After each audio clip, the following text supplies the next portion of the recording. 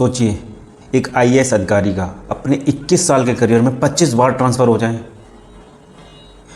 और एक नई ट्रांसफ़र वाली जगह पर जाकर भी वही नियम, वही शक्ति और उसी तरीके से काम करें, उसी अंदाज में काम करें। आखिर ऐसा क्या है इस अधिकारी में? कौन है तुकाराम मुंडे, जिन्हें लोग आईएएस सिंघम के नाम से भी जानते हैं? और आज 2026 में पूरे देश में एक बार फिर से उनका नाम चर्चा में है। तो दोस्तों, जानते हैं आईएएस तुकाराम की पूरी कहानी इस वीडियो में, तो बने रहिए मेरे साथ। ये कहानी है महाराष्ट्र के छोटे से गांव से निकलकर आईएएस अधिकारी बनने वाले उस शख्स की है जिसे उसकी कुर्सी से नहीं, उसके कामों से जाना जाता है। जी हाँ दोस्तों, सही सुना आपने, आईएएस तुकाराम मतलब आईएएस सिंघम की कहानी है ये। तुकाराम हरिभाऊ मुंडे महाराष्ट्र कैडर के 2005 बैच के आईएएस अधिकारी हैं। उनका जन्म महाराष्ट्र के बीड जिले के ताड़सोना गांव में हुआ था और वो एक किसान परिवार से आते थे। एक साधारण गांव से निकलने के बाद भी उन्होंने एक UPSC civil service examination clear किया और जिसमें भी ऑल इंडिया रैंक 20 आई उनकी। लेकिन उनकी कहानी तो आईएएस बनने के बाद शुरू हुई। तुकाराम मुंडे का बचपन महाराष्ट्र के ग्रामीण माहौल में बीता।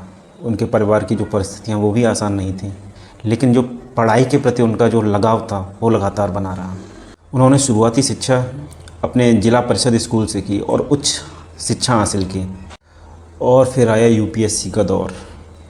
तुकाराम मुंडे ने इसमें भी ऑल इंडिया रैंक 20 हासिल की और 2005 में इसके बाद वो आईएएस बन गए।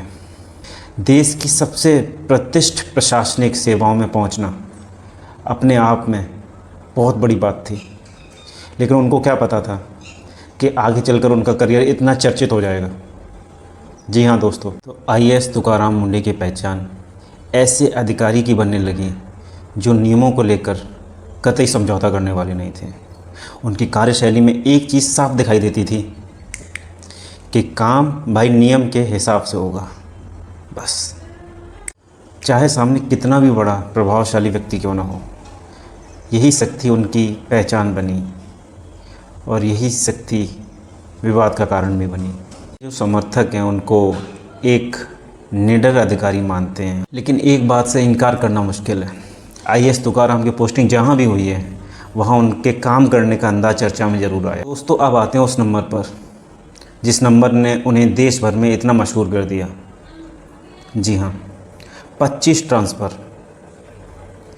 रिपोर्ट के अनुसार करीब 21 साल में लगभग उनका 25 बार ट्रांसफ़र हुआ। सोचिए, जहां आम आदमी किसी नौकरी में एक स्थिरता चाहता है, सेटल्ड होना चाहता है, लेकिन वहीं इस अधिकारी की बार बार पोस्टिंग होती रही, बार बार ट्रांसफ़र होता रहा, लेकिन काम करने का अंदाज वही रहा। जगह बदली, नई जिम्मेदारी आई और वही शक्ति, वही काम, वही अंदाज। इसीलिए उनकी तुलना उन अधिकारियों से भी की जाती है जिनका बार बार ट्रांसफ़र होना उनकी पहचान बन गई है। आते हैं उनकी सबसे ताज़ा कहानी पर। 2026 में उन्हें महाराष्ट्र के फूड एडमिनिस्ट्रेशन का कमिश्नर बनाया गया, यानी एफडीए का कमिश्नर।